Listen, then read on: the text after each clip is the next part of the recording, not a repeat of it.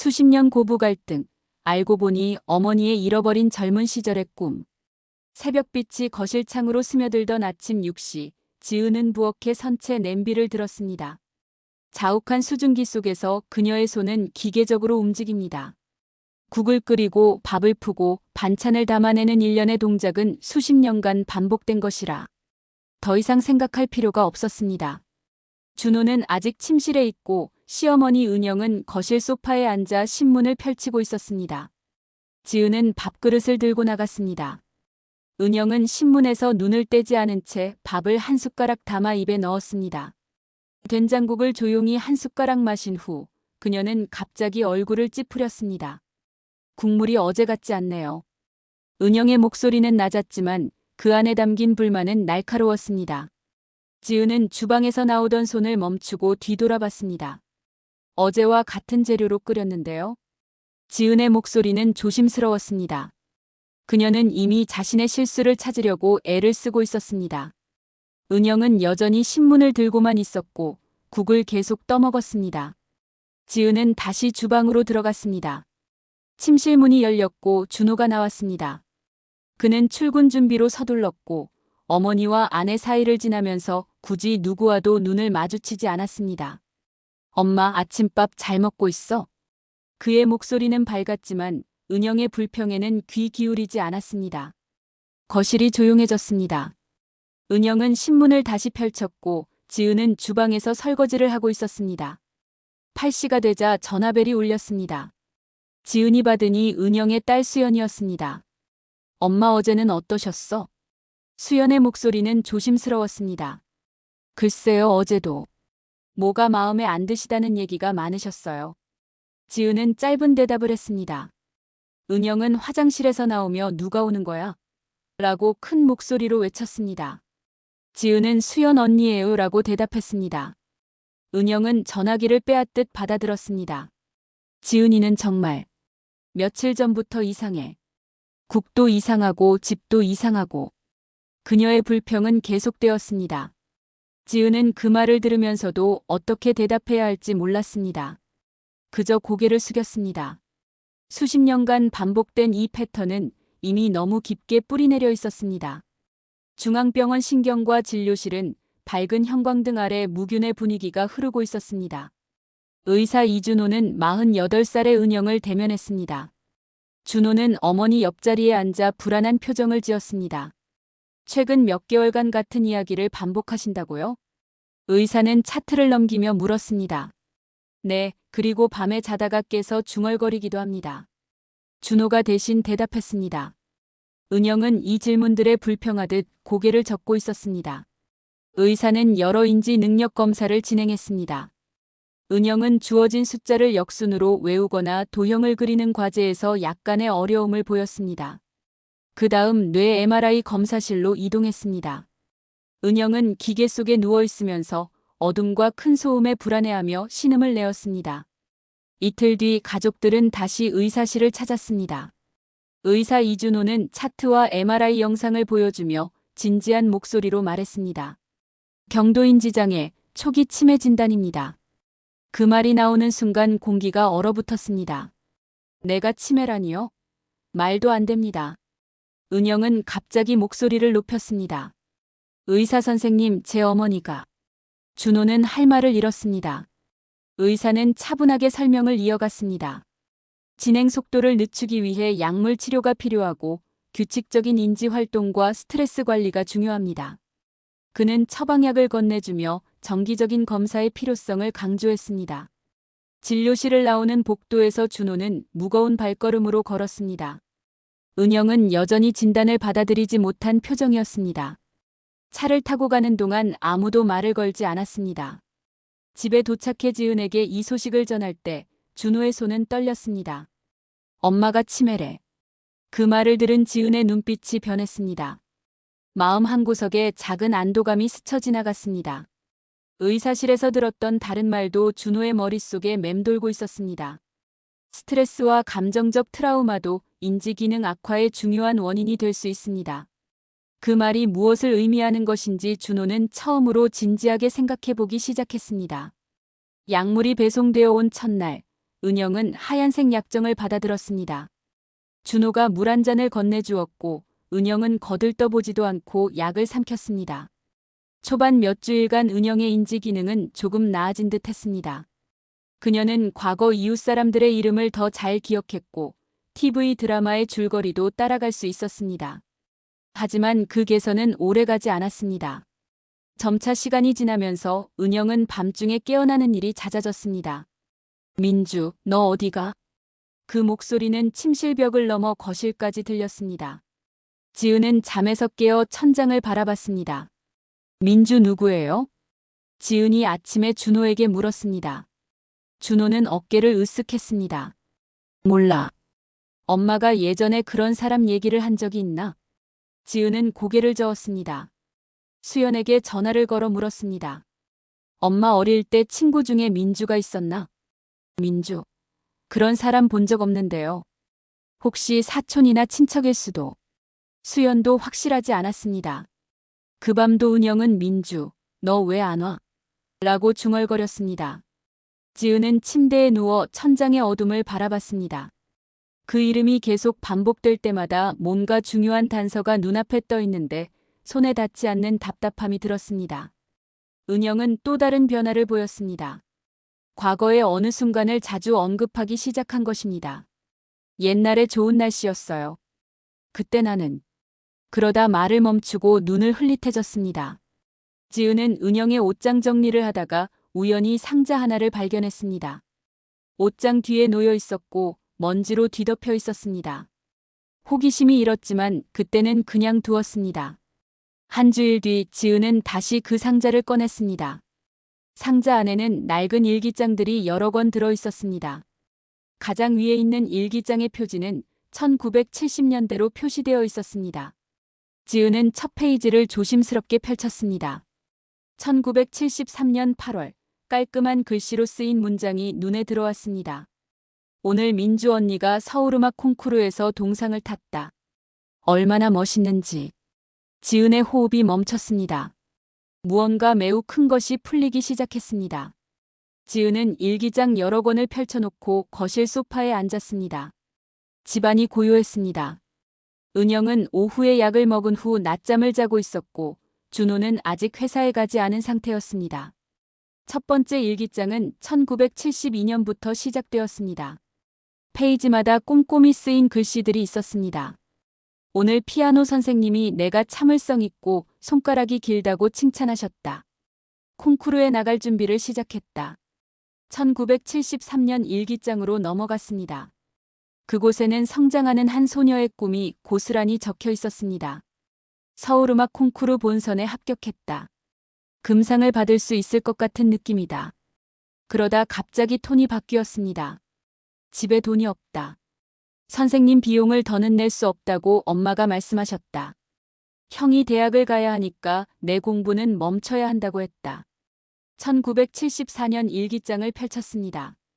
처음에는 절망의 흔적이 있었습니다. 금상은커녕 입선도 못했다. 손가락이 경직되었다. 하루 종일 울었다. 누가 날 위로해줄까? 페이지가 넘어갈수록 글씨가 변했습니다. 더 이상 감정이 묻어나지 않았습니다. 그리고 11월의 마지막 글이 있었습니다. 오늘부터 나는 더 이상 음악을 하지 않기로 결심했다. 나는 민주가 아니라 은영이 되기로 했다. 세상이 원하는 딸, 엄마가 원하는 딸이 되어야 한다. 꿈이라는 것은 사치인 것 같다. 그 이후의 일기장들은 모두 비어 있었습니다.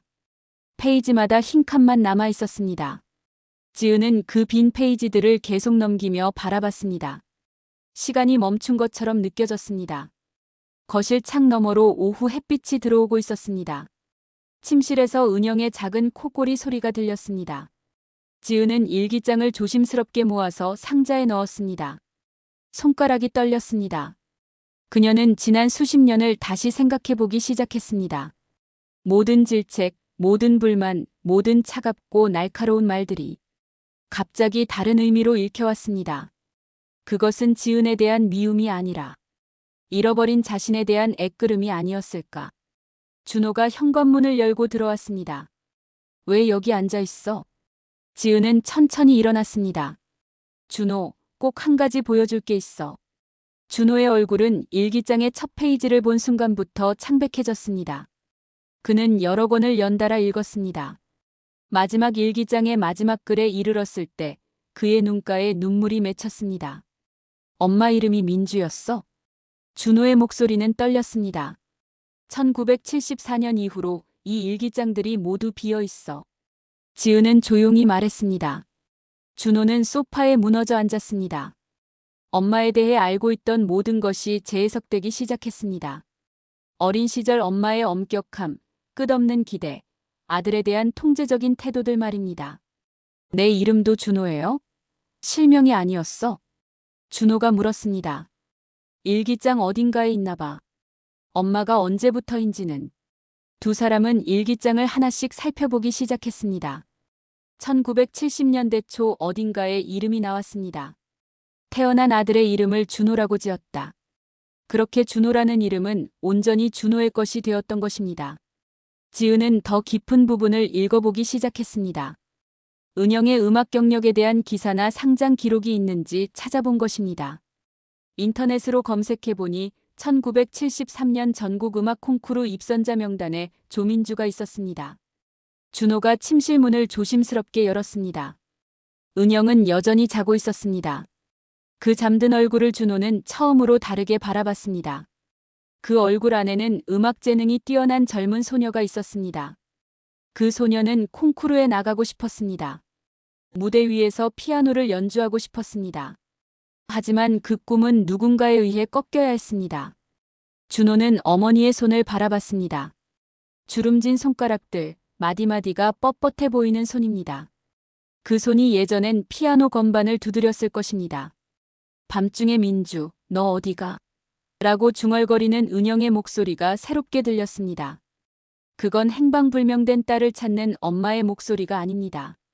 잃어버린 자신을 찾는, 버려진 자아를 부르는 목소리였습니다. 지은과 준호는 거실에서 다시 만났습니다. 두 사람 사이에는 말이 필요 없었습니다. 지은은 준호의 손을 잡았습니다. 그 손은 차가웠습니다. 준호는 이 순간 자신이 받았던 어머니의 영향이 얼마나 깊은지 알게 되었습니다. 엄격함 뒤에 숨겨진 것이 무엇인지 깨달았습니다. 바깥은 저녁이 물들고 있었습니다. 창밖의 석양이 거실을 빨간색으로 물들이고 있었습니다. 은영의 딸 수연이 서울에서 내려왔습니다. 준호는 전화로 발견한 내용을 간단히 설명했고 수연은 믿지 않는다며 내려오겠다고 했습니다. 차에서 내린 수연의 얼굴은 의심으로 가득 차 있었습니다. 거실 테이블 위에는 일기장들이 펼쳐져 있었습니다.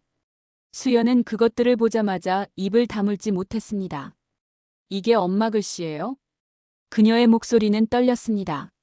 지은은 1973년 기사를 인쇄해서 건넸습니다. 조민주, 피아니스트, 전국음악 콩쿠르 입선. 사진 속에는 젊은 얼굴의 여인이 피아노 앞에 앉아 있었습니다. 눈을 찌푸리고 있는 그 표정은 진지하고 아름다웠습니다. 우리 엄마, 이렇게 재능이 있으셨어? 수연의 눈가가 젖어왔습니다. 준호가 설명했습니다. 할머니가 형한테 돈을 다 써야 한다고 엄마 음악 교육을 끊었대. 의사 이준호와의 상담 약속을 잡았습니다. 세 명이 함께 병원으로 가서 의사를 만났습니다. 의사는 은영의 치매 진행 상황을 설명한 후 특이한 증상에 대해 물었습니다. 환자분이 민주라고 반복적으로 부르신다고요? 의사는 차트를 들었습니다. 준호가 일기장의 내용을 설명했습니다. 의사는 심각한 표정으로 경청했습니다. 매우 흥미로운 경우입니다. 그는 안경을 벗고 눈을 문질렀습니다. 장기간의 심한 스트레스와 자아 억압은 신경계에 깊은 영향을 미칩니다.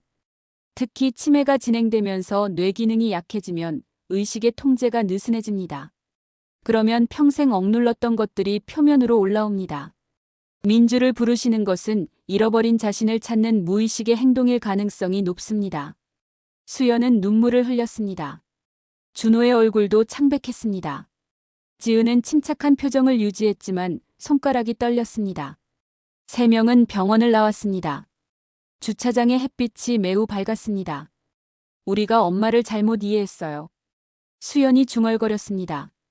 준호는 대답하지 못했습니다. 그들은 집으로 돌아왔습니다.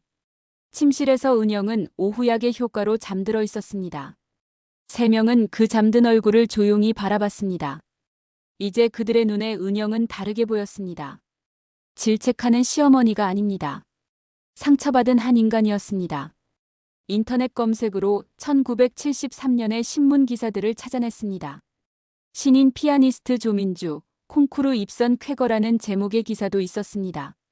지은은 그 기사와 은영이 받은 상장들을 모아 액자에 넣기로 결정했습니다. 목공소에서 액자를 만들었습니다.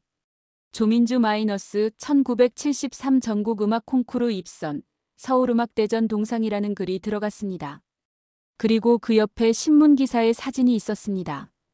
거실벽에 그 액자를 건 날 은영이 일어났습니다. 그녀는 거실로 나와 벽을 바라봤습니다. 표정이 변했습니다. 얼굴이 붉어졌습니다. 이게 뭐예요? 은영의 목소리가 흔들렸습니다. 엄마의 젊은 시절이에요. 음악 재능 있으셨던 때. 지은이 부드럽게 말했습니다. 은영의 눈에 눈물이 맺혔습니다. 그녀는 액자 앞에 서서 한동안 움직이지 않았습니다. 침묵 속에서 수십 년이 흐르는 것 같았습니다. 준호는 피아노 렌트를 신청했습니다. 검정색의 작은 전자피아노가 거실 모서리에 놓였습니다. 아무도 그것이 연주되기를 기대하지 않았습니다. 단지 그 악기의 존재 자체가 상징이었습니다. 엄마, 이건 당신을 위한 거예요. 준호가 어색한 말투로 말했습니다. 은영은 피아노를 바라보기만 했습니다.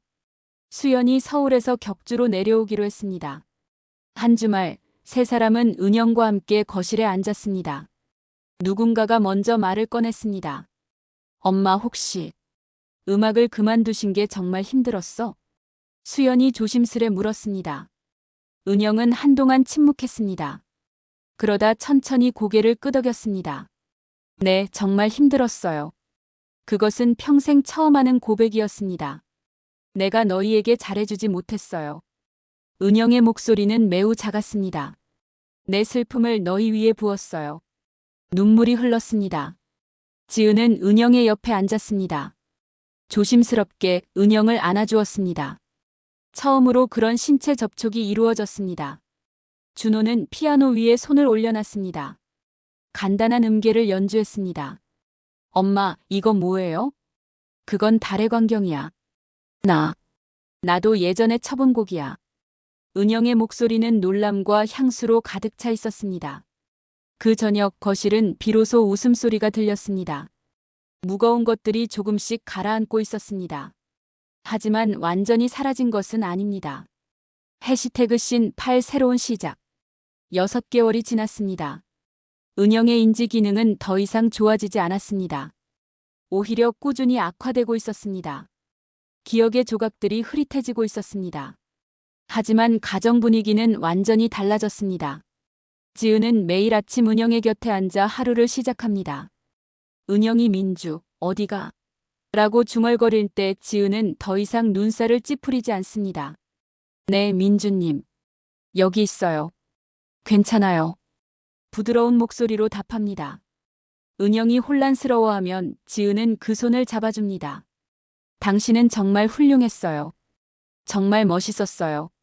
그 말들이 은영의 얼굴을 부드럽게 만듭니다. 마치 누군가가 그동안 잃어버린 칭찬을 건네는 것처럼요. 준호는 매주 금요일 저녁 어머니와 함께 거실의 피아노 앞에 앉습니다.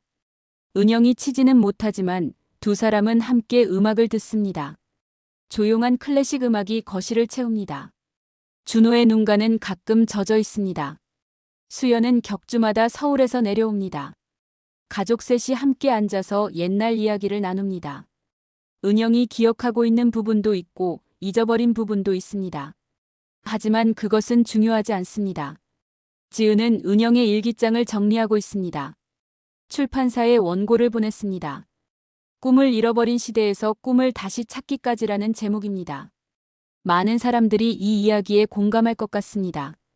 준호는 자신의 심리치료사를 찾아갔습니다. 어머니로부터 받은 심리적 영향을 정리하기 시작했습니다. 내 인생도 어머니의 상처 위에 세워진 걸 깨달았어요. 그렇게 말할 때 그의 목소리는 평온했습니다. 어느 날 은영이 문득 고마워라고 말했습니다. 그때 그 말이 누구를 향한 것인지는 분명하지 않았습니다. 혹은 모두에게 향한 말일 수도 있었습니다. 지은과 준호는 그 한마디를 들으며 눈물을 흘렸습니다. 그것은 용서이기도 했고 자신에 대한 용서이기도 했습니다. 은영이 치매로 진단받은 지 1년 6개월이 지났습니다. 가족의 모습은 여전히 함께합니다. 피아노 옆에 액자 속 젊은 여인의 미소도 변하지 않았습니다. 세대를 뛰어넘는 트라우마의 악순환은 이 집에서 끝났습니다. 남은 시간 동안 이들은 치유와 용서로 가득 채우기로 결심했습니다. 그 결심은 하나하나의 작은 순간 속에서 매일 새롭게 다짐됩니다. 거실 창 너머로 봄이 물들고 있었습니다.